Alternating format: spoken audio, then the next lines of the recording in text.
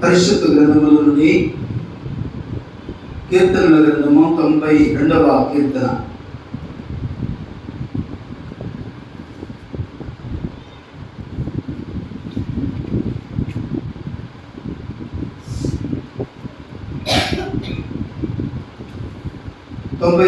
కీర్తన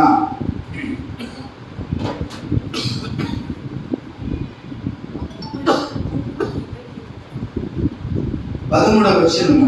యెహోవా మందిరములో నాటబడిన వారై వారు మన దేవుని ఆవరణంలో వర్ధిల్లుదురు. పరిశుద్ధాత్మ ద్వారా వ్రాయించినటువంటి ఈ మాట విశ్రాంతి దినమునకు తగిన కీర్తన, గీతము అని వ్రాయబడి ఉంది. విశ్రాంతి దినము అంటే దేవుని సమయంలో దేవుని మందిరానికి సంబంధించినటువంటి కీర్తన. భక్తుడు ఇక్కడ అంటున్నాడు, యెహోవా మందిరములో నాటబడిన వారు. ఈరోజు దేవుని సేవకునిగా, దాసునిగా మనం చేస్తున్నా ఏ అనుభవంలోనికి దేవుని బిడ్డలమైన మనం వెళ్ళాలి అంటే దేవుని మందిరములో నాటబడినటువంటి అనుభవంలోనికి మనం వెళ్ళాలి. దేవుని మందిరములో నాటబడినటువంటి అనుభవంలోనికి మనం వెళ్ళినప్పుడు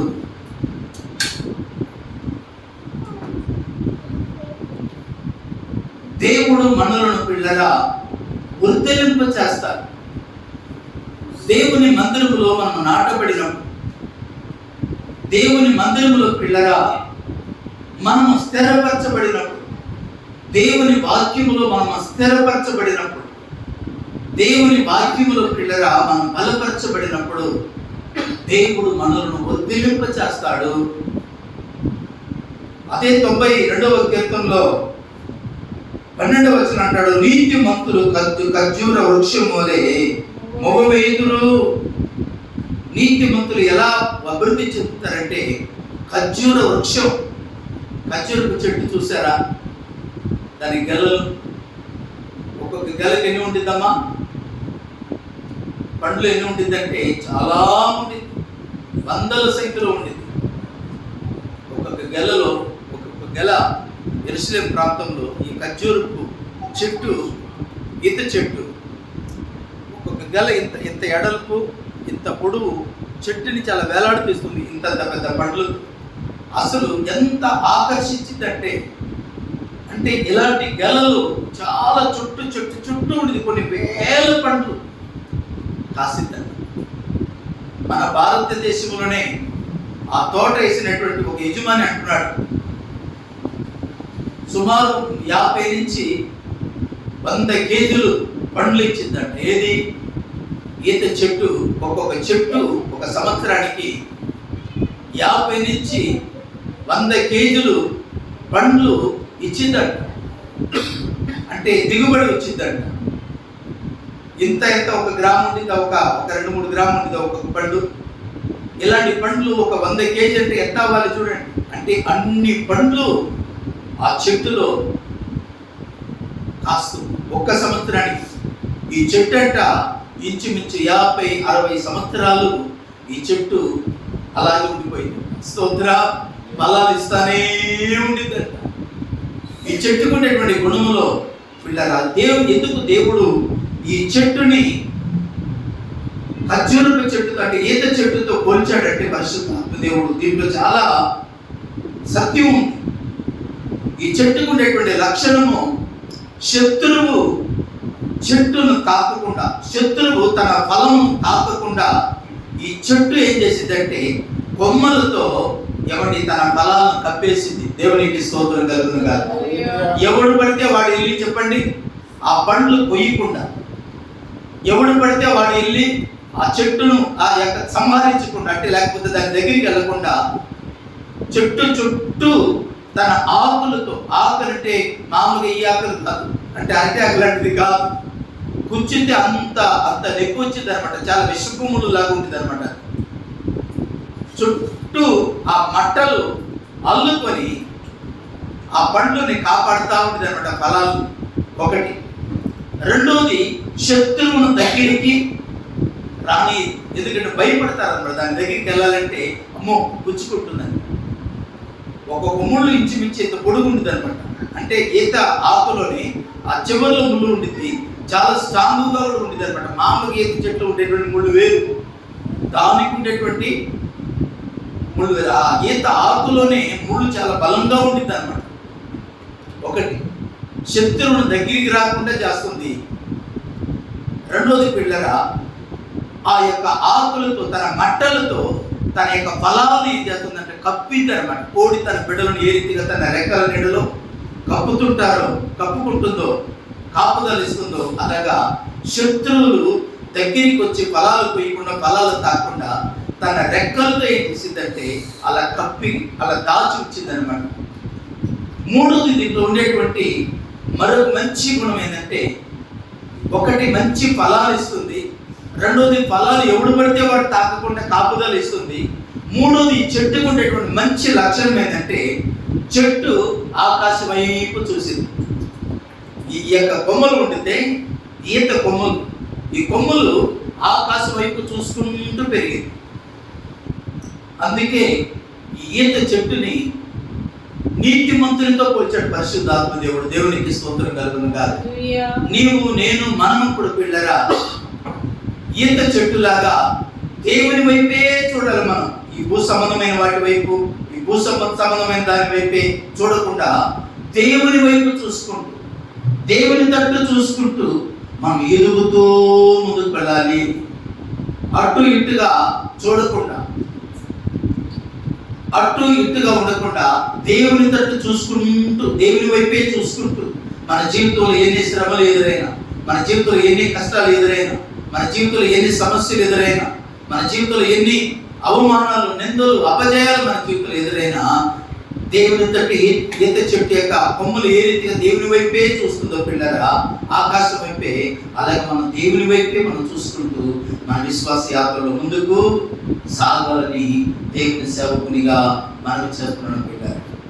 అందుకే దేవుని వాక్యం సెలవిస్తుంది, నీతిమంతులతో పోల్చాడండి ఈ చెట్టుని. అమ్మా, ఈ ఖర్జూరపు చెట్టు గురించి అంటాడు కదా పిల్లలు, నీతిమంతులు ఖర్జూర వృక్షం వలె మొవ్వవేయుదురు, లేబాను లోను మీద దేవదారు వృక్షం వలె వారు ఎదుగుదురు.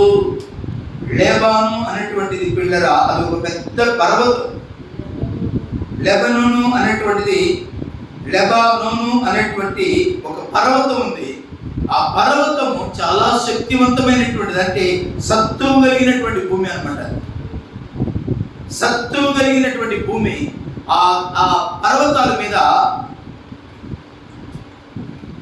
దేవదారు వృక్షం ఉండిద్దంట. దేవదారు అంటే ఇక్కడ చందనం చెట్టు అంటాం చూడండి. చందనం అన్ని చెట్లు కంటే విలువైనటువంటి ఏది ఇక్కడ? ఎర్రచందనం. దానికోసం చాలా మందిని కాల్చి కూడా చెప్పారు ఇంతకు ముందు ప్రభుత్వ వాళ్ళు. చాలా మంది దాన్ని తీసుకెళ్లి దోషేస్తున్నారని చెప్పి కోట్లు విలువ కలిగింది. అది ఎవరి ఇంట్లో ఉండదంటే మోడీ గారి ఇంట్లో, మంత్రుల ఇళ్లలో, మినిస్టర్లు అంటే సెంట్రల్ మినిస్టర్లు, ముఖ్యమంత్రులు, అలాంటి వాళ్ళు ఏది చేసుకుంటారు. ఇది ఫర్నిచర్ కావచ్చు, మంచాలు కావచ్చు, దాంతో చక్కగా కొన్ని లక్షల కోట్ల రూపాయలు విలువ చేసేటువంటి ఖరీదు కలిగింది అనమాట. ఏది? మన భారతదేశానికి ఎర్రచందనం అంత విలువైంది. ఫారిన్ కంట్రీస్లో ఏమిటి దేవదారు మ్రాను. అందుకే దావీదు గారు అంటాడు ఒక చోట, ప్రవక్తను పిలిపించి, దైవజనుడా, ప్రవక్త గారు, నేనైతే దేవదారు మ్రానుతో కట్టబడినటువంటి ఇంటిలో నివాసం చేస్తున్నాను. ఎవరు? రాజులు నివాసం చేసేదన్నమాట.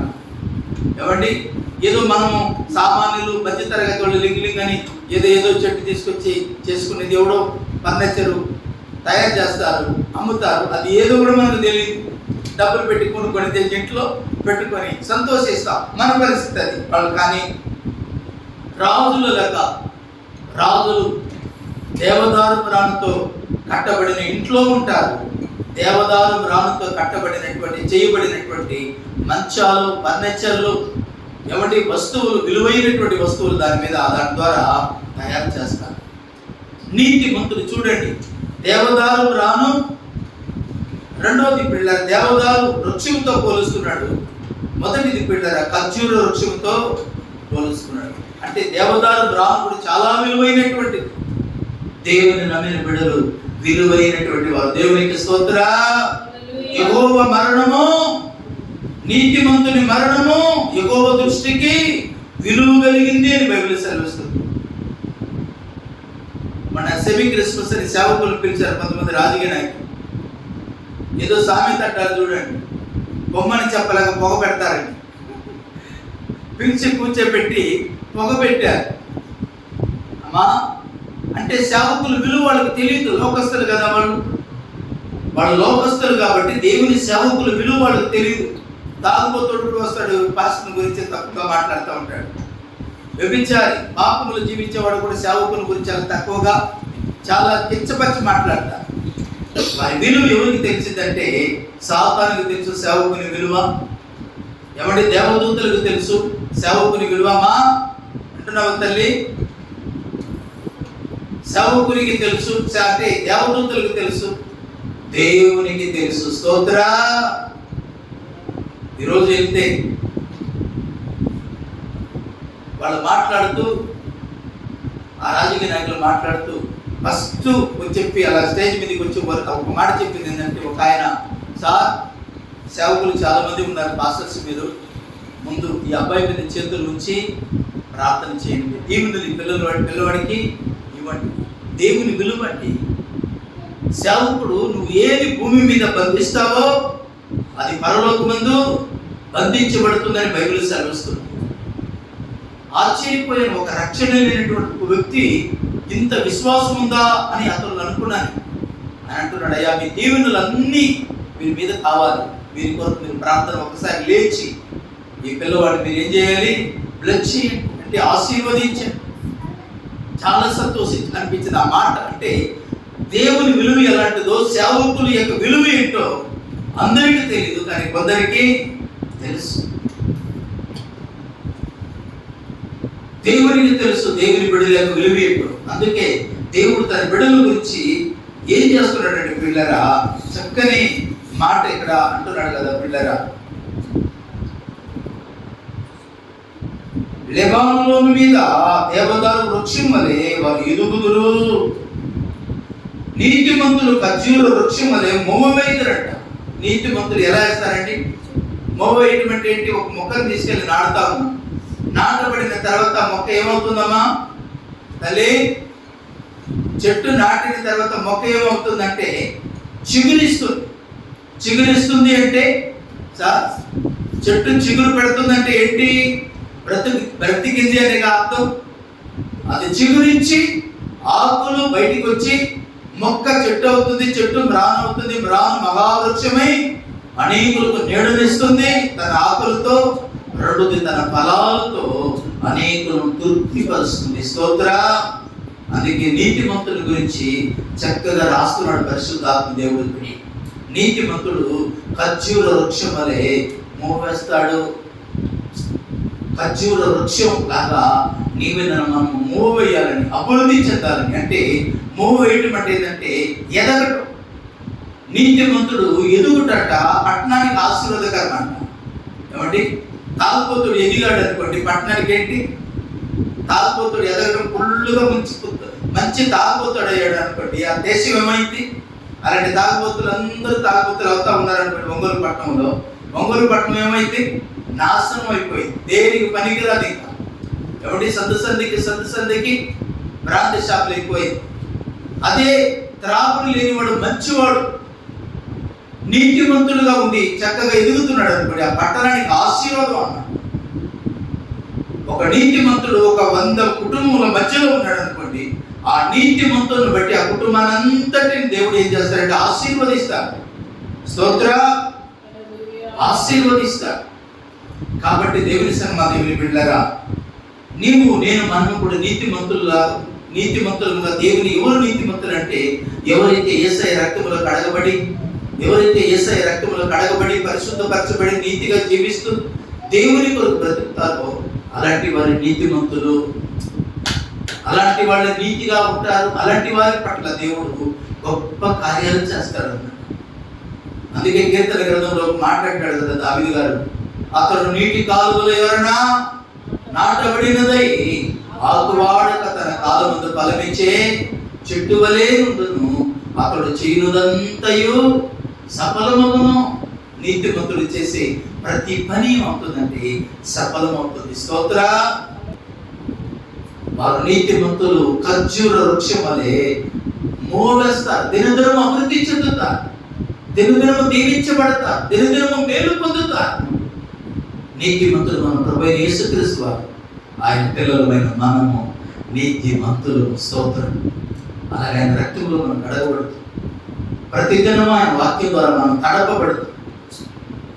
తల్లి స్పర్శ పసిపిల్లలకు తగిలినప్పుడు ఆ స్పర్శలో పెరుగుతున్న పిల్లలు ఆరోగ్యంగా పెరుగుతారట. స్తోత్ర. తల్లి పాలు, తల్లి స్పర్శ ఆ బిడ్డకు ఆరోగ్యాన్ని ఇస్తుంది. అలాగే దేవుని వాక్యము, దేవుని సన్నిధి, దేవుని సహవాసము నీతిమంతునికి ఆరోగ్యాన్ని ఇస్తుంది. స్తోత్ర. బలభరితముగా చేస్తుంది, ఆరోగ్యవంతముగా చేస్తుంది, పవిత్రముగా ఉంచుతుంది, దేవుని రాజ్యం కొరకు సిద్ధపరుస్తుంది. కనుక నీతిమంతుడు ఖర్జూర వృక్షం వలె మోవేస్తాడన్న. ఎవరైతే యేసు రక్తంలో కడగబడి దేవుని చిత్తములు పెరుగుతూ ఎదుగుతున్నారో వారందరూ నీతిమంతులు.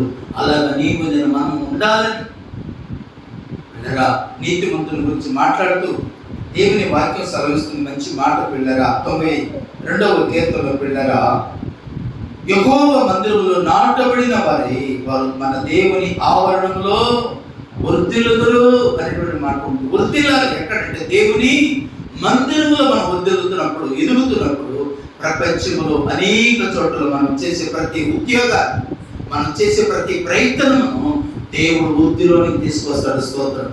అభివృద్ధిలోనికి తీసుకొస్తాడు.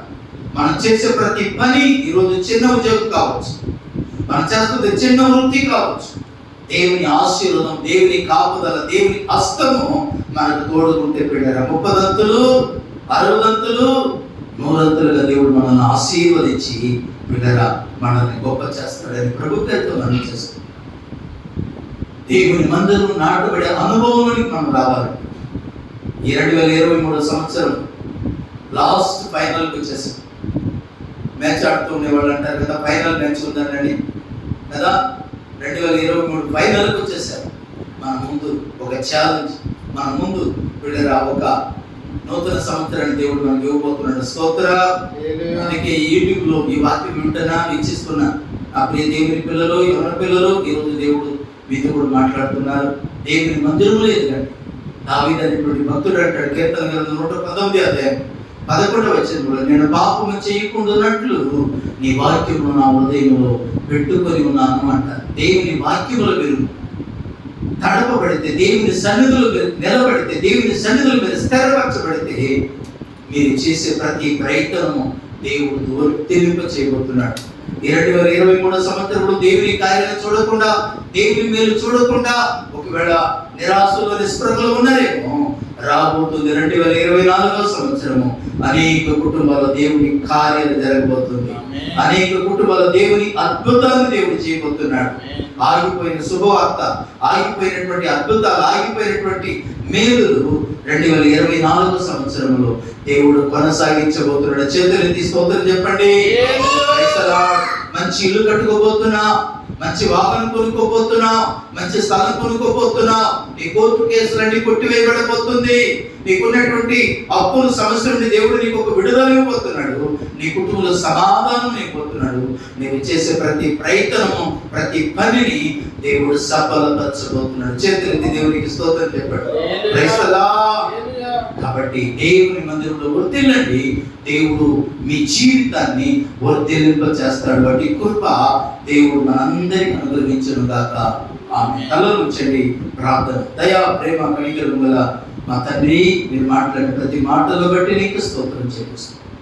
నీకే మహిమయు ఘనతయు ప్రభావాలు మీకు చెల్లిస్తూ ప్రభా తండ్రి నాయన చేరున్న ప్రతి బిడ్డలను యూట్యూబ్లో ఈ వాక్యాన్ని వీక్షిస్తున్న మా ప్రియ యవన బిడ్డలు, అలాగే తల్లిదండ్రులు, వృద్ధులు, మంచి వయసు కలిగిన వారు, తల్లి చంటి బిడ్డలు, ప్రభా తండ్రి బాలులు అందరినీ మీరు నాకు ప్రభా ఈ నూతన సంవత్సరంలో అడుగు పెట్టబోతుండగా నూతన కార్యాలు, నూతన దీవులతో ప్రతి కుటుంబంలో ఈ క్రిస్మస్ సంబరాల్లో ప్రతి కుటుంబంలో సమాధానంతో నడిపించదురుగాక. ప్రతి కుటుంబంలో, ప్రతి యవన జీవితంలో, ప్రతి యవన పిల్లల జీవితంలో ఒక నూతనమైనటువంటి అనుభూతి, నూతనమైన ఆనందం, నూతనమైనటువంటి చిగురు వారి జీవితంలో పుట్టునుగాక, కలుగునుగాక అని ఆశీర్వదిస్తూ యేసు నామములో ఈ మాటలు ముగిస్తున్నాను తండ్రి. ఆమేన్. దేవుడు మిమ్మల్ని, మీ కుటుంబాలను దీవించి ఆశీర్వదించునుగాక. ఆమేన్. కొన్ని కారణాల వల్ల యూట్యూబ్లో కొన్ని ప్రోగ్రామ్ మేము పెట్టలేకపోయాము. మరలా కొనసాగిస్తాం. దయచేసి మీరందరూ కూడా ప్రార్థించాలని, మీ కామెంట్స్ ద్వారా మీ యొక్క అభిప్రాయాలు మాకు తెలియచేయాలని, మీ సమస్యలు మాకు తెలియచేయాలని, మా కొరకు, మా పరిచయం కొరకు మీరు ప్రార్థించాలని, ఇంకా అనేకులకు ఈ యొక్క ప్రోగ్రామ్ని, ఈ వాక్యాన్ని మీరు షేర్ చేయాలని ప్రభు పేరుతో మనం చేస్తూ అందరికీ వందనాలు. దేవుడు మిమ్మల్ని, మీ కుటుంబాలను దీవించి ఆశీర్వదించిన ప్రభుత్వం మీతో మళ్ళా పంచుకున్నాం. అంతవరకు దేవుని కృప మనందరికీ తోడే నడిపించిన కాక.